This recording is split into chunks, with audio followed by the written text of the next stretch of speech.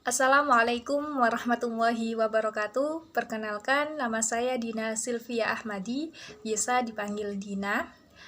Di sini saya sebagai pengurus asrama mahasiswa Universitas Trunojoyo Madura di divisi Kominfo. Nah, di sini Dina mau menyampaikan terkait review materi yang telah disampaikan oleh motivator, yaitu Bapak Khoirun Nasih yang pada pertemuan yang disampaikan pada pertemuan Trainer of Training pada tanggal 20 Juli 2022, tepatnya pada hari Rabu kemarin. Nah, sebetulnya Bapak Khoirun Nasih ini bukan kali pertama saya melihat beliau untuk menyampaikan kata-kata, kalimat-kalimat motivasi yang sungguh hebat itu beberapa kali, karena beliau juga kan seorang motivator yang biasanya diundang dalam acara LDKS atau pertemuan-pertemuan lainnya, termasuk juga saya juga pernah menjadi salah satu hadirin yang dimotivasinya pada acara LDKS gitu. Dan saya selalu terkesima dengan beliau, kata kalimat-kalimat motivasi yang disampaikan gitu. Apalagi jam terbang beliau juga sudah cukup banyak, sehingga pada pertemuannya juga selalu memberikan pengalaman-pengalaman baru yang sungguh hebat gitu. Nah, di kesempatan kemarin beliau menyampaikan materi terkait sukses bersama asrama, karena ini lingkupnya yang hadirinya adalah pengurus mahasiswa UTM gitu, pengurus asrama mahasiswa UTM maksudnya gitu. Ada kalimat sebagai opening beliau yang saya rasa sangat jelek banget gitu, bahwasanya beliau menyampaikan bahwa bersyukur ketika kita mengucapkan alhamdulillah itu merupakan DP-nya kita untuk menjadi lebih baik gitu. Jadi bukannya kita mendapatkan sesuatu yang baik baru kita bersyukur, namun seharusnya kita itu mengucapkan alhamdulillah, bersyukur saat sebagai pengundang, sebagai DP untuk kita mendapatkan sesuatu itu gitu. Itu sih yang kalimat yang sangat jelek sekali gitu. Kemudian pada awal materi beliau sempat menanyakan kepada para peserta mengenai apa sih warga asrama gitu. Soalnya ini kan lingkupnya pengurus ya, jadi dasarnya kita harus tahu siapa sih warga asrama itu. Ada beberapa peserta yang sempat menjawab gitu, ada 3, saya mengingat sekali. Yang pertama, warga asrama itu merupakan orang yang berpenduduk atau bermukim di asrama dengan menjalankan kewajiban dan yang sudah ditetapkan dan juga mendapatkan haknya gitu. Kemudian yang kedua, ada salah satu peserta mengatakan bahwa warga asrama itu merupakan lampu-lampu yang akan menerangi asrama itu dengan segala kegiatan positif-positifnya gitu. Karena ini di lingkupnya di Universitas Trunojoyo Madura, sehingga ini maksud dari peserta itu menganggap bahwa warga asrama ini bisa menyinari atau sebagai lampu-lampu di Universitas Trunojoyo Madura. Terus yang ketiga, ada yang mengatakan bahwa warga asrama ini merupakan orang yang hebat, orang yang sudah dipilih Allah untuk untuk bisa bermukim di asrama, karena merupakan suatu hal yang, karena memang warga asrama itu kan tidak semua orang mau untuk bermukim di asrama dengan menjalankan kegiatan-kegiatannya gitu kan. Jadi menurut peserta itu mengatakan bahwa warga asrama ini memang orang pilihan gitu. Dan dari ketiga jawaban itu Bapak Khoirun Nasih tidak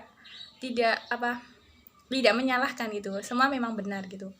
Itu jadi warga asrama itu memang orang yang orang hebat, orang yang bermukim di asrama dengan menjalankan kewajibannya dan mendapatkan haknya, dimana posisinya beliau ini sebagai penerang-penerang gitu.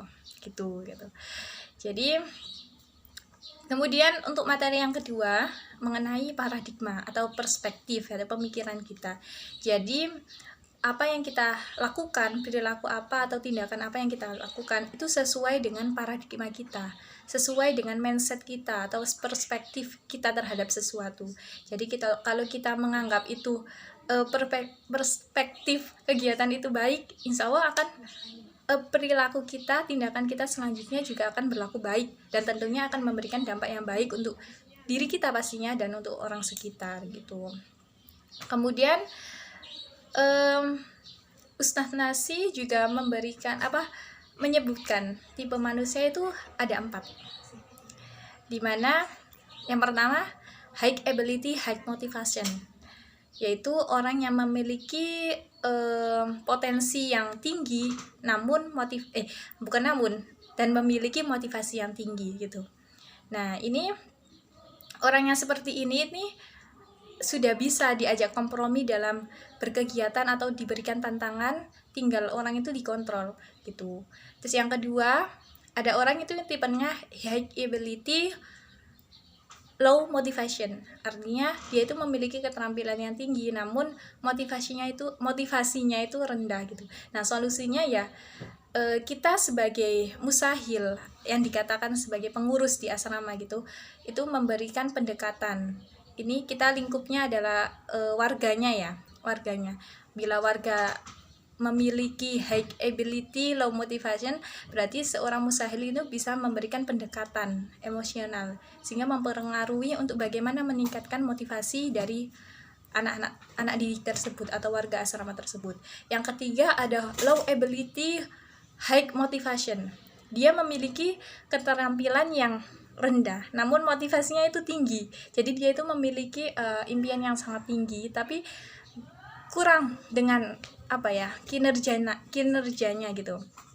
Jadi seperti itu tuh perlu pengasahan, perlu adanya pengaruh minat dan bakat gitu.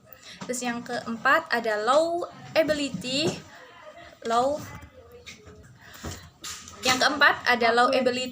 motivation, artinya dia tuh rendah dalam keterampilan, kemampuan, dan juga dia rendah dalam motivasi.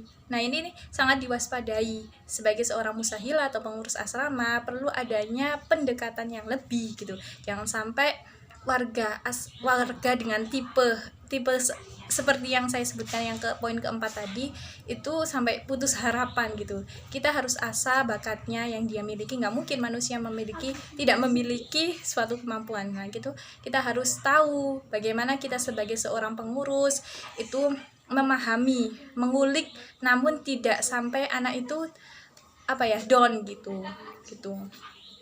Kemudian yang paling saya ingat, beliau juga menampilkan ada 3 hewan, yaitu yang pertama ada hewan lebah, yang pertama itu semut, kemudian ada laba-laba, yang ketiga ada lebah gitu. Kemudian beliau memberikan pertanyaan kepada musahila ya, Pak pengurus asrama pada saat itu hadirin, apa sih dengan ketiga hewan ini terhadap tipe manusia gitu.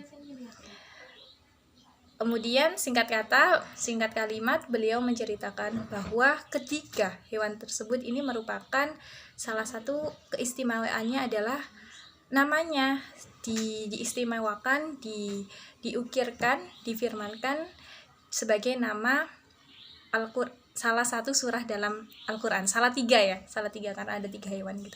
Yang pertama ada semut yang artinya yang dalam suratnya yaitu An-Naml. Bener kan aku? Yang kedua laba-laba. Yang kedua adalah laba-laba, di mana nama suratnya adalah Al-Ankabut. Dan yang ketiga lebah, yaitu dengan nama suratnya An-Nahl gitu. Ketiga hewan tersebut memiliki keutamaan yang kinerjanya itu diharapkan bisa ditiru dan dicontoh oleh manusia, karena memang wow sekali ya perilaku dari ketiga hewan tersebut gitu. Mungkin teman-teman bisa melihatnya di Google, search di Google banyak sekali, dan tentunya pasti teman-teman juga tahu gitu. Yang saya ingat bahwasanya lebah ini, kita itu sebagai pengurus asrama diharapkan seperti lebah, dimana lebah itu dalam cara berkepemimpinan, dalam mengurus anak-anaknya. Di sini kan ada ratu lebahnya, itu tuh sangat baik sekali gitu. Bagaimana itu madu itu bisa porsi apa ya, tempat madunya dibuatkan dari tempat madunya sampai madu itu terisi gitu, itu kan sangat wow sekali gitu. Dan juga semut gitu, yang kita tahu ketika kita melihat barisan semut itu pasti kan kayak semut itu saling menyapa ya satu sama lain. Nah, diharapkan kita itu sebagai manusia itu saling apa ya, saling memiliki rasa jiwa sosial, silaturahmi, saling menyapa. Karena dalam agama kita sendiri ya, agama Islam juga kayak jiwa sosial itu sangat diharapkan, harus dimiliki dari setiap individu manusia, terutama umat Islam gitu.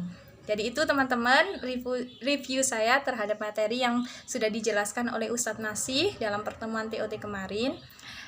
Saya harap kurang lebihnya saya mohon maaf. Wassalamualaikum warahmatullahi wabarakatuh.